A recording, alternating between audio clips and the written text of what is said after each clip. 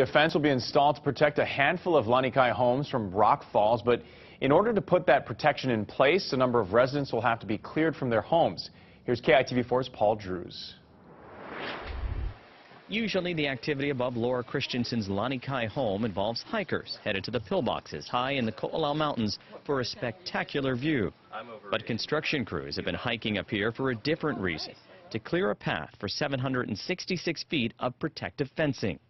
It's been a year and a half, and it's the hardest job they quoted me and said they've ever had to get to. The fence is going in to prevent this from happening again.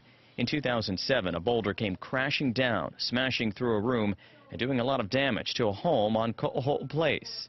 I was woken up with that boulder because it was right next door, shook my house, thought it was an earthquake because I didn't immediately think that it would be a boulder. Instead of living with the threat of more rock falls hanging over their heads, residents partnered with the state to prevent the problem from happening again. It does happen. It's happened many times over the years.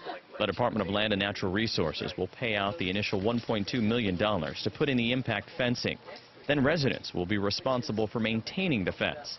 When it is installed, the safety barrier will stretch out below one pillbox to the other. But in order to get it installed, the heavy materials will have to be airlifted in. And because of the hazards from flying those in, residents will have to vacate their homes during the work. It's expected to be a day of inconvenience for those along the mountain, but some feel it's a small price to pay for that feeling of safety in their homes. If that protects any house from any kind of rockfall, I think that it would, it's certainly a benefit. And I think our community is, I would say, grateful for that. In Lanikai, Paul Drews, KITV4 News.